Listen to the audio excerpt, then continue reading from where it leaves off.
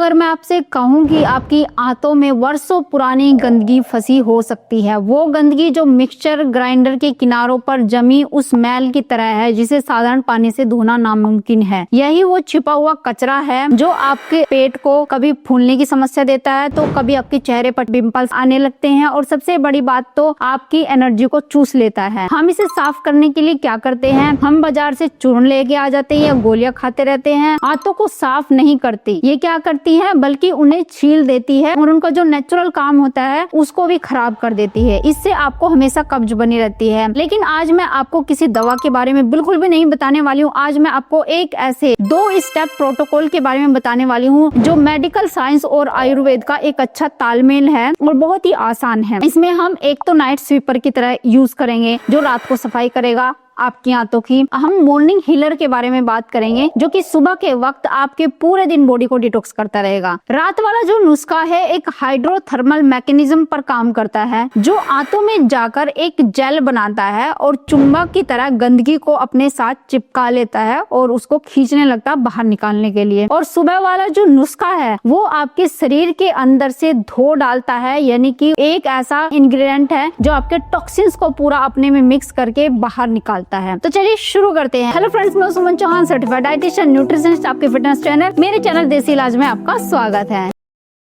तो चलिए सस्पेंस को खत्म करते हैं और साइंटिफिक डिटॉक्स के बारे में मैं आपको बताती हूँ। सबसे पहले बात करते हैं रात की। रात को सफाई करना क्यों ज्यादा जरूरी है, ताकि जब आप सो रहे हों तो आपकी बॉडी रिपेयरिंग मोड में जा सके, जो आपने खाना खाया उसको डाइजेस्ट कर सके और जो गंदगी फंसी हुई है उसको निकालने पे मजबूर कर सके। एक नाइट प्रोटोकॉल आपको फॉलो करना है। उसे साइंस की भाषा में प्लांटेगो ओवाटा कहते हैं, जो इसका मुख्य इंग्रेडिएंट है। शायद आप इसे नहीं पहचानते, लेकिन ये एक सुपर फाइबर है। मैं बात कर रही हूँ इसबगोल की। डरिए मत, ये इसका नाम सुन के आप डर गए होंगे कि ये क्या चीज है। तो ये सिंपल सी चीज है, इसबगोल, सिलियम हस्क जिसको बोलते हैं इंग्लिश में। लेकिन रुकिए, सिर्फ इसबगोल खाने से पेट साफ नहीं होता। बहुत से लोग कहते हैं मैम इसबगोल से तो मेरा पेट और भारी हो जाता है। वो इसलिए क्योंकि आप इसमें कैटलिस्ट, जो कि एक और चीज आपको ऐड करनी चाहिए, उत्प्रेरक का काम करता है, वो नहीं मिलाते हैं जो इसे एक्टिवेट करता है, और वो सीक्रेट कैटलिस्ट है। आपकी रसोई में एक छोटी सी शीशी में रखी हुई वो छोटी सी चीज यानी कि हींग। एलिमेंट्री फार्माकोलॉजी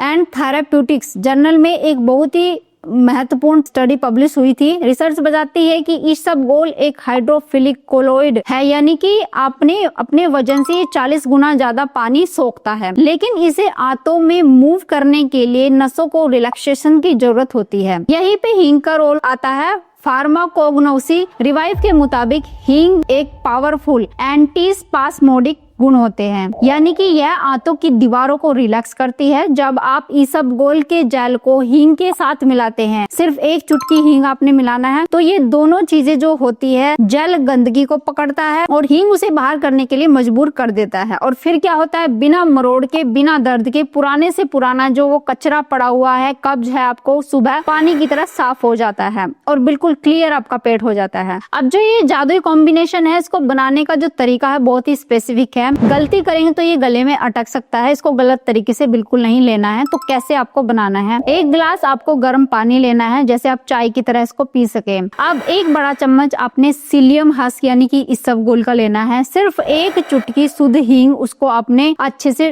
कूट लेना है, डली वाला नहीं लेना है। अब गर्म पानी ले, उसमें एक चुटकी हींग मिला ले सबसे पहले तो। अब इसमें एक चम्मच जो इसबगोल आपने लिया था उसको अच्छे से मिक्स करना है चम्मच से, और तुरंत इसको घूट घूट करके पी जाना है। देर नहीं करनी है, मिला के रखना नहीं है। आपको इसे ग्लास में फूलने नहीं देना है। अगर ये ग्लास में फूल जाए तो पीना मुश्किल हो सकता है, यानी कि आपको बिना फूले ही पीना है। अब आप देखेंगे पेट के अंदर जाकर ये आपकी पेट में फूलता है और फिर आपके आंतों में जाकर जो कचरा पड़ा हुआ है आंतों से, उसको अपने साथ चिपका करके बाहर निकालता है। अब जब रात को सफाई हो गई है तो सुबह हमारी आंतें खाली है लेकिन थोड़ी रूखी है, और हो सकता है आपके पेट के अंदर कचरा हो। तो इसको डिटॉक्स करने के लिए दूसरी चीज मैं आपको बताने वाली हूँ। इसके लिए हम बनाएंगे एक ग्रीन एल्कलाइन जूस। इसे आप गट रिपेयर सीरम भी कह सकते हैं। इसमें हम 4 चीजें डाल देंगे और हर एक चीज का साइंटिफिक मकसद है। पहली चीज है खीरा। यह बेस है, इसमें 95% पानी होता है जो रात की सफाई के बाद आंतों को नमी देता है। दूसरी चीज है हरा धनिया। धनिया, यह सिर्फ